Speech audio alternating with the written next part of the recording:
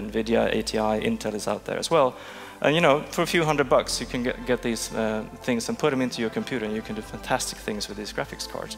So this is really what's enabling us to deal with the explosion of data in medicine, together with some really nifty work in terms of care. But as I said, it's also a challenge for us.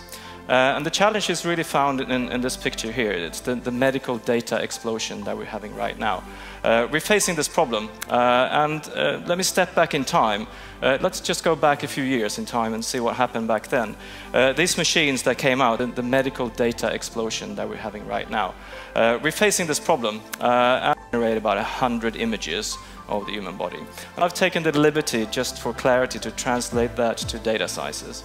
That would correspond to about 50 megabytes of data, which is small when you think about the data that we can handle today just on normal mobile devices. If you translate that to phone books, it looks like this, just to give you a feeling for what it looks like. It really just works like a huge iPhone. So we've implemented all the gestures that you can do on the table, and you can think of it as an enormous touch interface. So if you were thinking of buying an iPad, forget about it. This is what you want instead. Steve, I hope you're listening to this. All right? Okay. So it's a very nice little device. So if you have the opportunity, please try it out. It's really a hands-on experience. So it gained some traction, and we're trying to roll this out and trying to use it for educational purposes, but also perhaps in the future in a more clinical situation. There's a YouTube video that you can download and look at this if you want to convey the information to other people about virtual autopsies. Okay, now we're talking about touch. Let me move on to really touching data. And this is a bit of science fiction now. So we're moving into really the future. This is not really...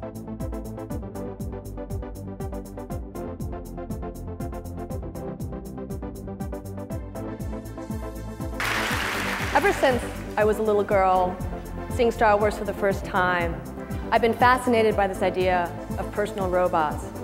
And as a little girl, I loved the idea of a robot that interacted with us much more like a helpful, trusted sidekick, something that would delight us, enrich our lives, and help us save a galaxy or two. So I knew robots like that didn't really exist, but I knew I wanted to build them. So 20 years pass. I am now a graduate student at MIT studying artificial intelligence. The year is 1997, and NASA has just landed the first robot on Mars. But robots are still not in our home, ironically. And I remember thinking about all the reasons why that was the case. But one really struck me. Robotics had really been about interacting with things, not with people. Certainly not in a social way that would be natural for us and would really help have people accept robots into our daily lives. For me, that was the white space. That's what robots could not do yet. And so that year, I started to build this robot Kismet, the world's first social robot. So 3 years later, a lot of programming, working with other graduate students in the lab, Kismet was ready to start interacting with people. Dude, I want to show you something. This is a watch that my girlfriend gave me. Oh, hell. Yeah, look, it's got a little blue light in it too. You're like, I almost lost it this week. So Kismet interacted with people a lot like kind of a nonverbal child or preverbal child, which I assume was fitting because it was really the first of its kind. It didn't speak language, but it didn't matter. This little robot was somehow able to tap into something deeply social within us. And with that, the promise of an entirely new way we could interact with robots. So over the past several years, I've been continuing to explore this interpersonal dimension of robots, now at the Media Lab with my own team of incredibly talented students. And one of my favorite robots is Leonardo. We developed Leonardo in collaboration with Stan Winston Studio. And so I want to show you a special moment for me of Leo. This is Matt Berlin interacting with Leo, introducing Leo to a new object. And because it's new, Leo doesn't really know what to make of it. But sort of like us, he can actually learn about it from watching Matt's reaction. Hello, Leo. Leo, this is Cookie Monster. Can you find Cookie Monster?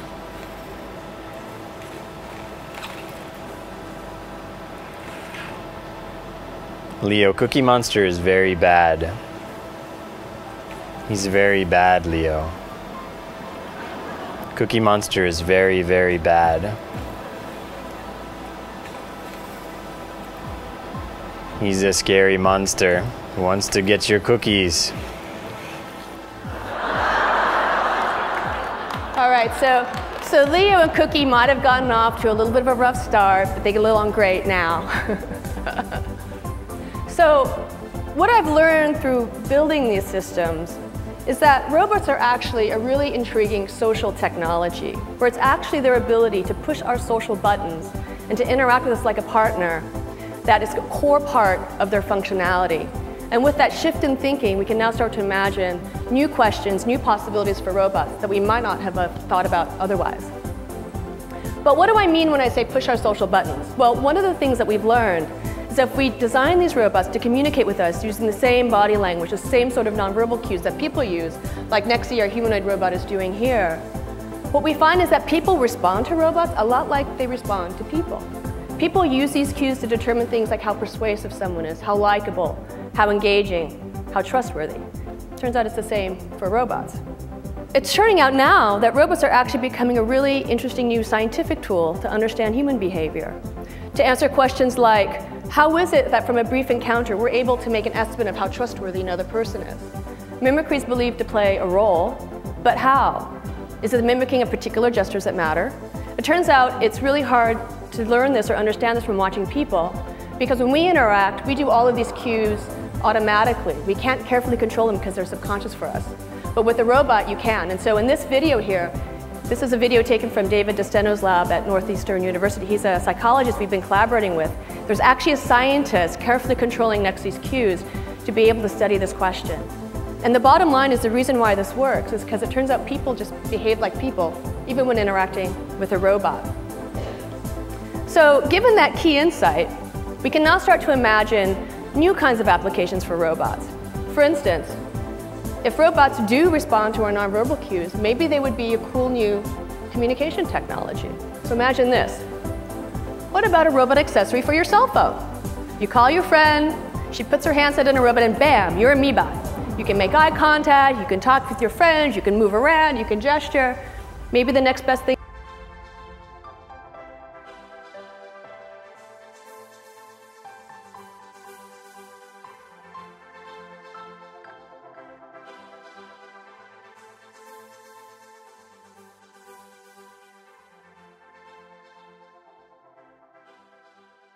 Today to share with you the digital universe, which was created for humanity to really see where we are in the universe. And so I think we can roll the video that we have.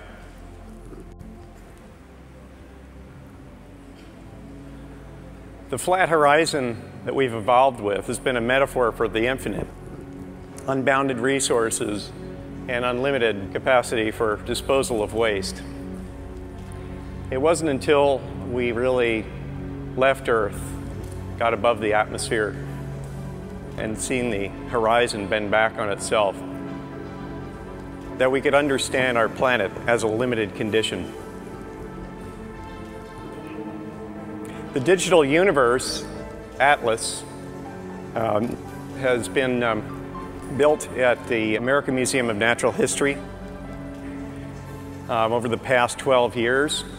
We maintain that, put that together as a project to really chart the universe across all scales. What we see here are satellites around the Earth, and the Earth in proper registration against the universe as we see.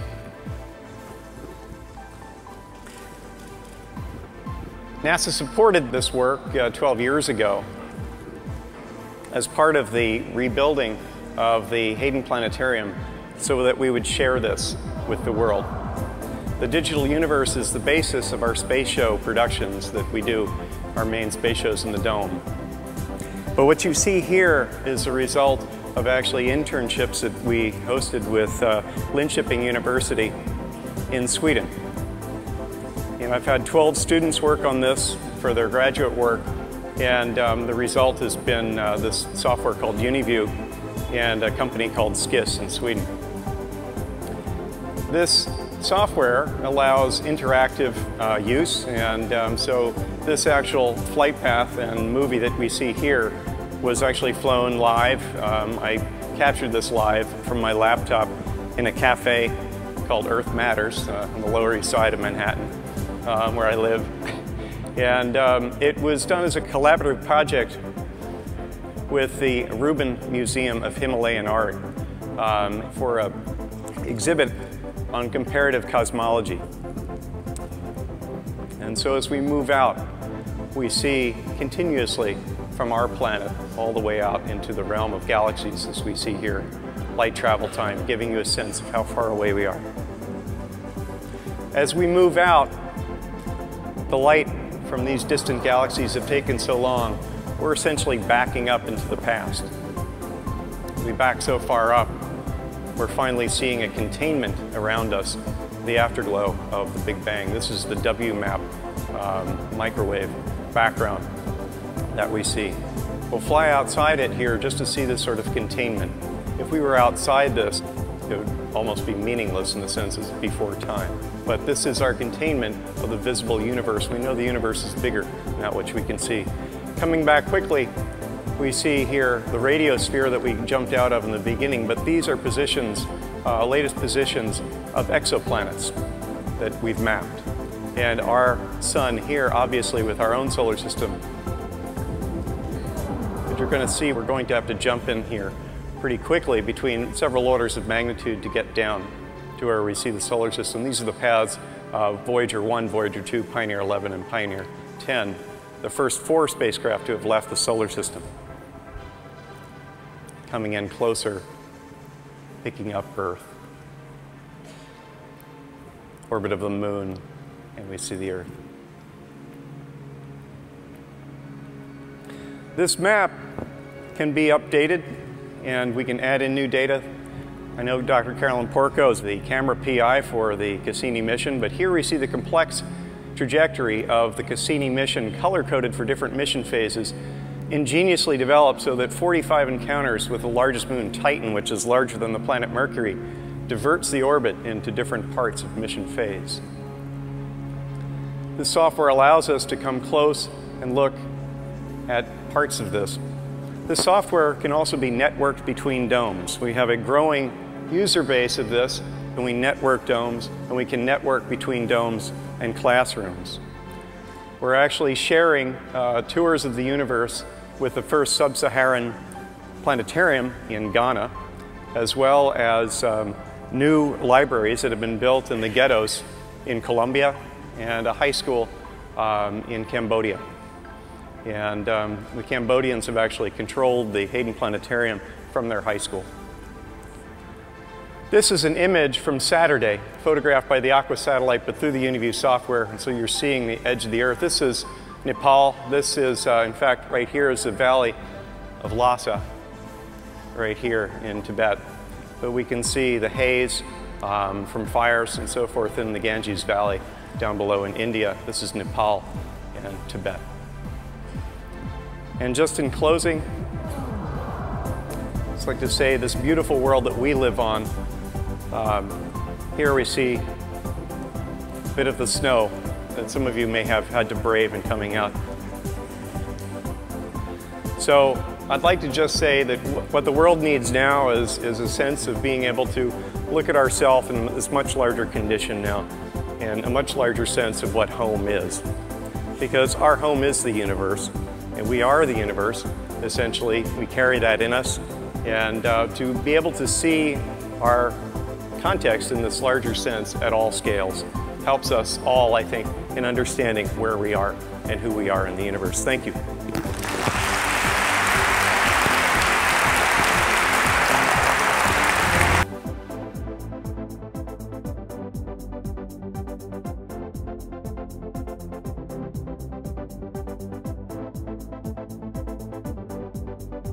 All kinds of rats, mice, hamsters, gerbils, squirrels, you name it, I bred it and I sold them to pet shops.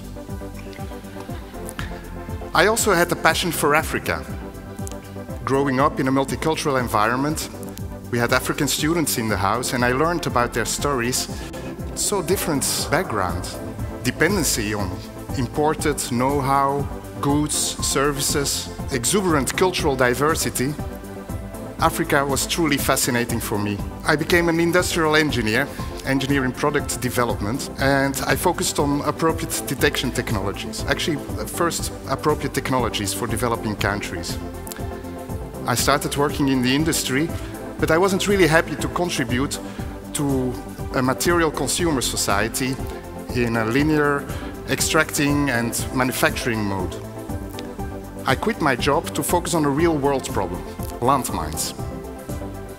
We're talking 95 now. Princess Diana is announcing on TV that landmines form a structural barrier to any development, which is really true. As long as these devices are there or there is suspicion of landmines, you can't really enter into the land. Actually, there was an appeal worldwide for new detectors, sustainable in the environment where they needed to produce, which is mainly in the developing world. We chose rats.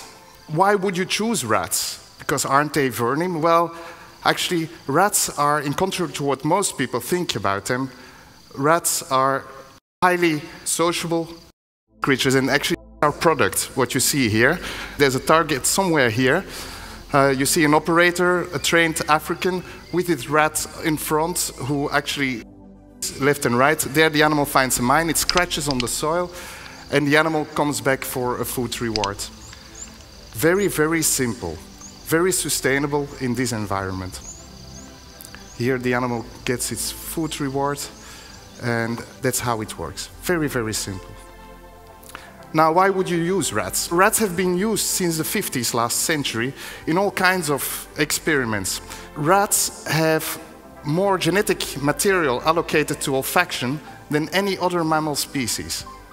They're extremely sensitive to smell.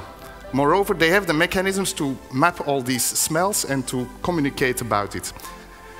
Now, how do we communicate with rats? Well, we don't talk rats, but we have a clicker, standard method for animal training, which you see there. A clicker which makes a particular sound with which we can reinforce particular behaviors. First of all, we associate the click sound with the food reward, which is mashed banana and peanuts together in a syringe. Once the animal knows click, food, so click is food, we bring it in a cage with a hole, and actually the animal learns to stick the nose in the hole under which a target scent is placed, and to do that for 5 seconds. 5 seconds, which is long for a rat. Once the animal knows this, we make the task a bit more difficult. It learns now to find the target smell in a cage with several holes, up to 10 holes. Then the animal learns to walk on a leash in the open and find targets. In the next step, animals learn to find real mines in real minefields. They are tested and accredited according to international mine action standards, just like dogs have to pass a test. This consists of 400 square meters. There's a number of mines placed blindly, and team of trainer and their rat have to find back all the targets. If the animal does that, it gets a license as an accredited animal to be operational in the field. Just like dogs, by the way. Maybe one slight difference. We can train rats at a fifth of the price of a trained demining dog. This is our team in Mozambique. One Tanzanian trainer who transfers the skills to these 3 Mozambican fellows. And you should see the pride in the eyes of these people. They have a skill which makes them much less dependent on foreign aid. Moreover, this small team, together with, of course, you need the heavy vehicles and the manual deminers to follow up. But with this small investment in a rat capacity, we have demonstrated in Mozambique that we can reduce the cost price per square meter up to 60% of what is currently normal. $2 per square meter, we do it at 1.18, and we can still bring that price down. Question of scale, if we can bring in more rats, we can actually make the output even bigger. We have a demonstration site in Mozambique. 11 African governments have seen that they can become less dependent by using this technology. They have signed a pact for peace and treaty in the Great Lakes region, and they endorse hero rats to clear their common borders of landmines. But let me bring you to a very different problem, and there's about 6,000 people last year that walked on a landmine. But worldwide, last year almost 1.9 million died from tuberculosis as a first cause of infection. Especially in Africa, where TB and HIV are strongly linked, there is a huge coming problem. Microscopy, the standard WHO procedure, reaches some 40 to 60% reliability. In Tanzania, the numbers don't lie, 45% of people TB patients get diagnosed with TB before they die. That means that if you have TB, you have more chance that you won't be detected, but will just die from TB, secondary infections, and so on.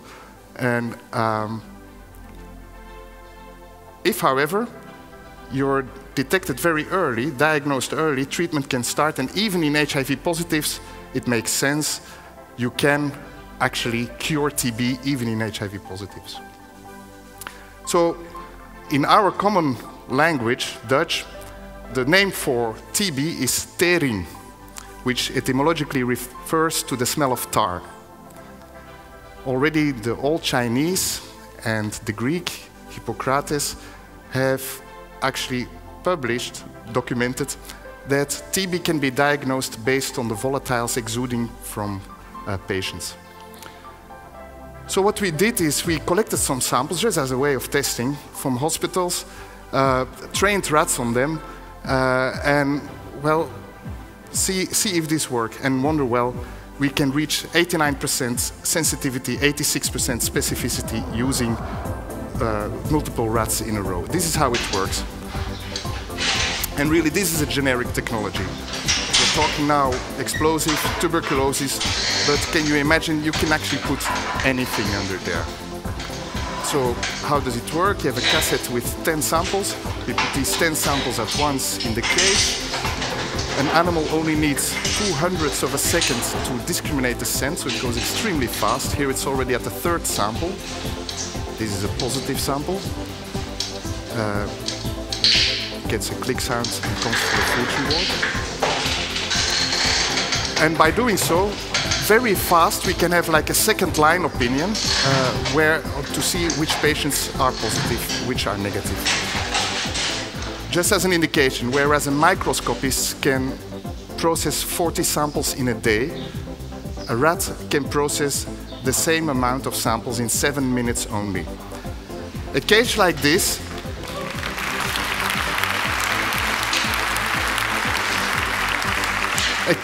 this provided that you have rats, and we have now currently 25 tuberculosis rats, a cage like this operating throughout the day can process 1,680 samples.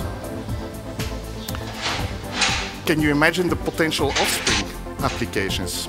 Environmental detection of pollutants in soils, the customs applications, detection of illicit goods in containers, and so on.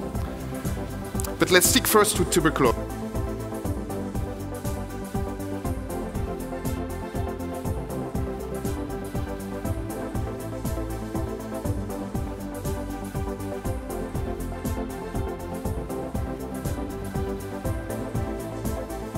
Right now, other than probably its newfound accessibility, what's really interesting here is kind of what you can do with it and the kind of the interfaces you can build on top of it.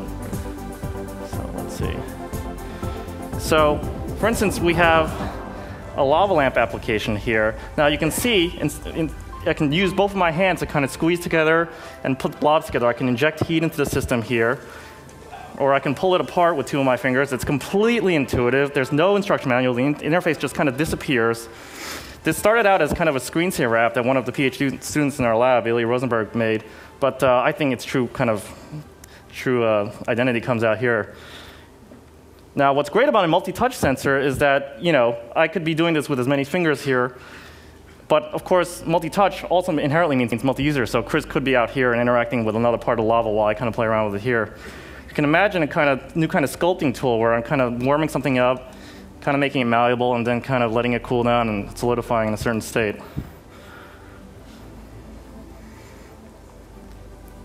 Google should have something like this in their lobby.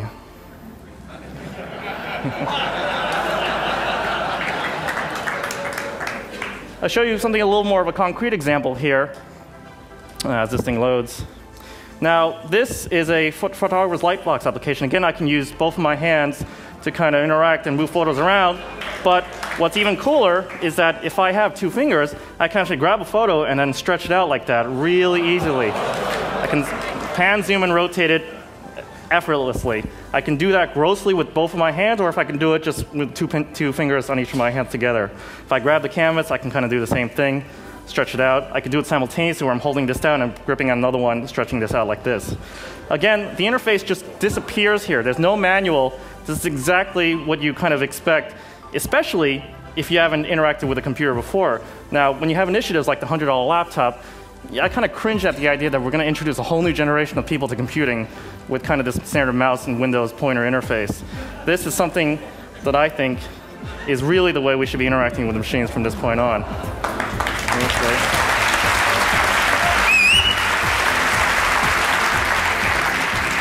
Now, of course, I can bring up a keyboard.